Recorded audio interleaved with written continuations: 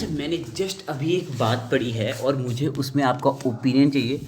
तो सुनो, गीता के ज्ञान के समय ना अर्जुन श्री कृष्ण को कहते हैं कि आप कह रहे हो माधव हमें किसी चीज का मोह ही नहीं रखना चाहिए, किसी चीज से एक्सपेक्टेशंस ही नहीं होनी चाहिए हमें, तो हम लोग योगी क्यों नहीं बन जाते, सब कुछ छोड़ छाड़ कर पहाड़ों पे क्यों नहीं चले जाते। तो श्री कृष्ण कहते हैं पार्थ, यही गलती तुम्हारे पिता ने भी की थी, जिसकी वजह से ये सारा युद्ध हो रहा है। तुम्हारे पिता पांडु कुरु वंश को आगे बढ़ाने के लिए पूरी तरह से निपुण थे। अगर वो सब कुछ छोड़ छाड़ कर पहाड़ों पर नहीं गए होते तो ना ही धृतराष्ट्र को ये साम्राज्य मिलता, ना दुर्योधन इतनी मांगे रख पाता और ना ही ये युद्ध होता। मैं ये कह रहा हूँ कि किसी चीज का मोह नहीं रखना चाहिए, लेकिन ये नहीं कह रहा कि कर्म ही नहीं करने चाहिए। फल की चिंता किए बिना कार्य करने वाला ही असली कर्मयोगी है और कर्मयोगी को संसार में रह कर कार्य करने चाहिए, नहीं तो अयोग्य लोग सत्ता में आ जाते हैं। तो ये पढ़ के मुझे ये लग रहा था ना कि अभय सिंह जी को देख के अगर कोई मोटिवेट हो रहा है कि सब कुछ छोड़ छाड़ कर हमें भी पहाड़ों पे चले जाना चाहिए, तो ऐसा करना शायद उतना सही ना हो। और वैसे भी सनातन में एक मनुष्य को 4 स्टेजेस में अपना जीवन जीना चाहिए, ब्रह्मचर्य, गृहस्थ, वानप्रस्थ और एक सन्यासी का जीवन। और पता है बोला गया है कि इन चारों स्टेजेस में से सबसे डिफिकल्ट होता है